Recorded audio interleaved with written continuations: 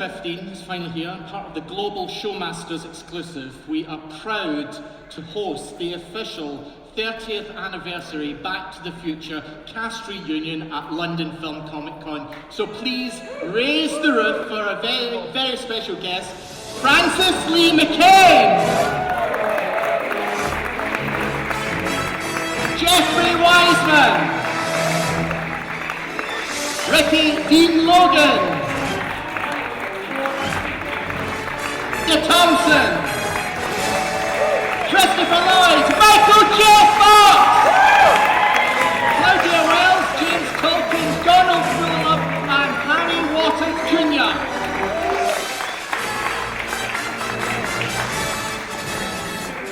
Question for Michael. Aaron, put your hand up. Lovely. The roving mic is here. Thanks so much. You know, I'm curious, for Michael, out of all the roles that you played that can really be considered iconic, what is it about Marty McFly, in your opinion, that makes him stand out the most, makes him the most iconic, if indeed you think he is? Well, I think to the extent he is, that's Bob and Bob's fault. It's Bob's and Bob Gale's fault. They created a really interesting character in that he, just like they did with Chris, which is, Chris does in the movie that people don't always appreciate is, he lays all the exposition. I mean, it's a movie that depends on exposition. And you got Chris going, and like all that stuff that's brilliant is also exposition, is also serving the script. Sorry about that. So with Marty, it's the same thing with Marty's curiosity and it's just the fact that he's just a cipher for the audience to take in what's happening and to see their feelings reflected back.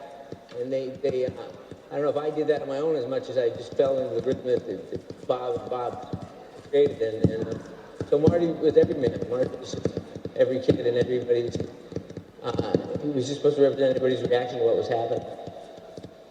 Thank you. Eric. Hi, guys. So my question's about the very first day that you, Michael, came on the set. I was wondering, I've always been curious about your headspace coming into the movie because you had not only this movie that you have to lead, but you're having to come in at such a point after Eric was dismissed, Eric Stoltz. And was that more pressure for you, knowing that you suddenly have to come in and on a big day? Because you shot in the parking lot of the mall, right? Was that what you were saying? Sure. And that's a very distinct moment, a very character-setting moment for I was Marty, just 26 and stupid. And like, yeah.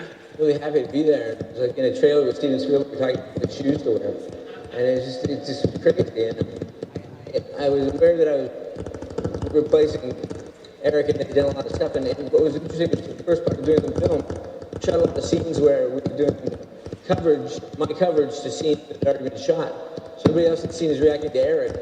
And I'm in there like trying to do my own thing, but elicit the same response that Eric got in a way. It was really strange. It was a puzzle, but I was so excited to be there, and I was so happy to redeem myself after Teen Wolf. I like Teen Wolf, but at the time you had a yak hair all over your face. Is that you? Yeah. Me to grab some. I never thought I'd touch Doc's bottom, but there you go. Steve. Where's Steve? This is a question for all three of you. Back to the Future, such a memorable film. When you guys think back on the making of the film, is there a day or two that you will always remember from filming? One that like really stands the test of time? Or is it the whole experience? You know what I mean? If you could just... Well, how do you guys go? I remember the whole car sequence when we had to kiss, and then Biff was like ravaging me, and that whole sequence I knew was really, really important because I had to fall out of love with him. I had to get ravaged by Biff, and then I had to fall back in love with George. And I remember how nervous Bob Z was because these were big plot points that we had to sell with acting. And for me, that whole sequence was like really major. And I got to kiss Michael, so that was good times. That scene says how good you were. You were great. It was the real whiskey in the glass. Yeah. So I just doing a take and I expected it to be tea or something. It was hardcore vodka. so my spit take was genuine. Always a hard thing to do. You got a memory? No. Can you remember anything? It was in the 80s. We were all there. You were there and she was there. Give me a second. Well, the only thing that comes to mind, I had to do a speech to see where I had to talk my usual, stuff.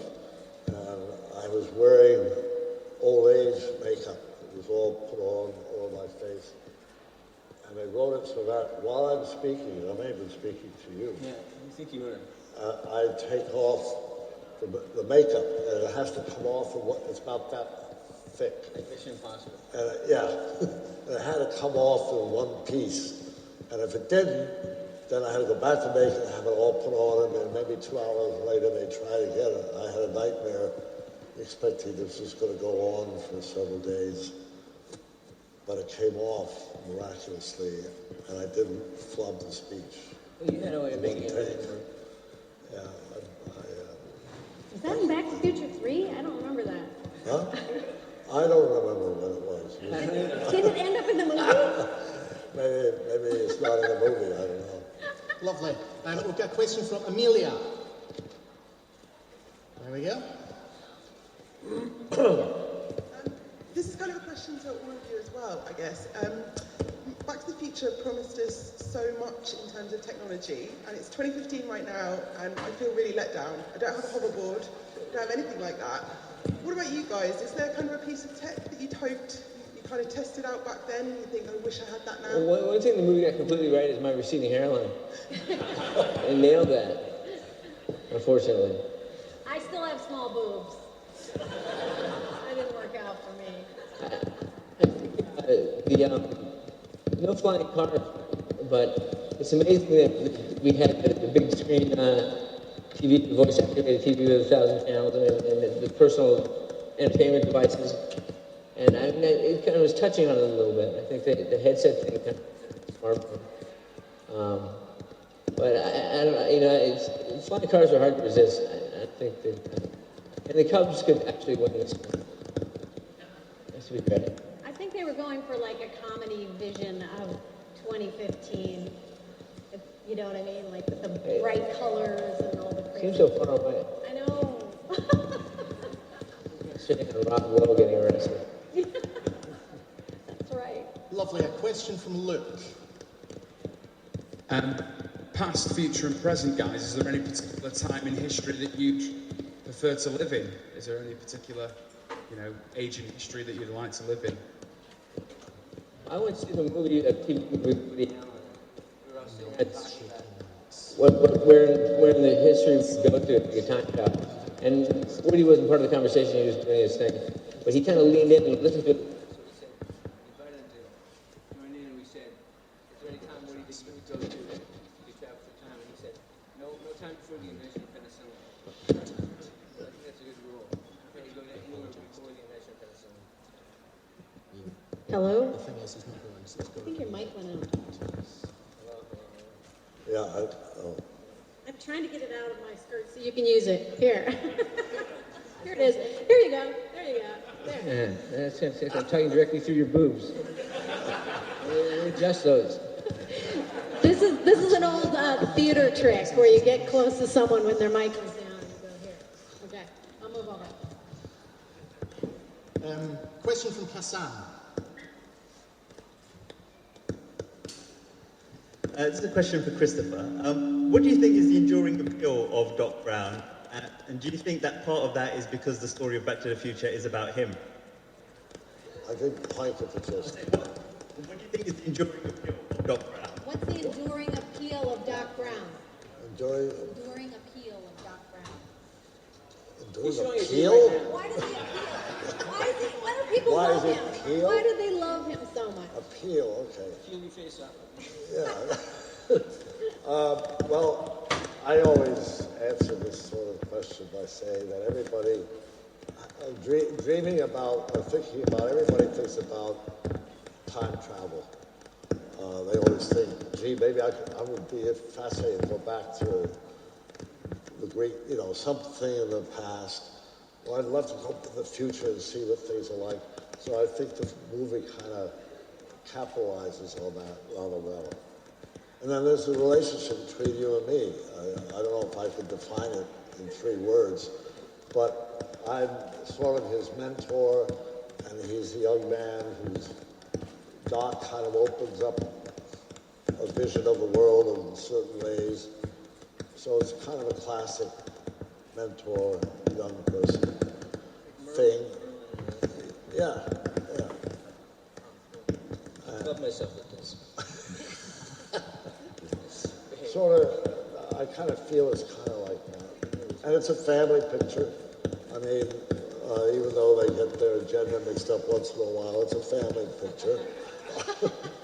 It's a very, very close family picture. Yes, yes, it is. I think it's... A question from Rob. What? Hello. First of all, thank you for Back to the Future. One of the greatest films. Thank you very much. My question is, you've worked with 2 directing greats, Robert Zemeckis and of course executive producer Steven Spielberg. What was that like? Well, Bob is a force of nature. He's an amazing guy, and he's an amazing mind, and he's an amazing energy. And the thing with Bob was, we'd be doing a scene and it wouldn't be working, we couldn't figure out how to do it. And he would just stay there all night. Like, people would go, well, we're going to shut this down, and he figures it out. And we'd say, no, he's going to go all night long until he figures this out. And it could be something as simple as a prop in the wrong place.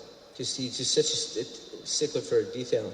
And I thought Stephen was a perfect mentor for him. I think Stephen never imposed himself on the process, never. I mean, he was just kind of hanging in the background, and I think he had a great relationship with Bob, and it came off successfully. Well, I'm afraid we're out of time. So please raise the roof for Christopher, Michael, and Leah!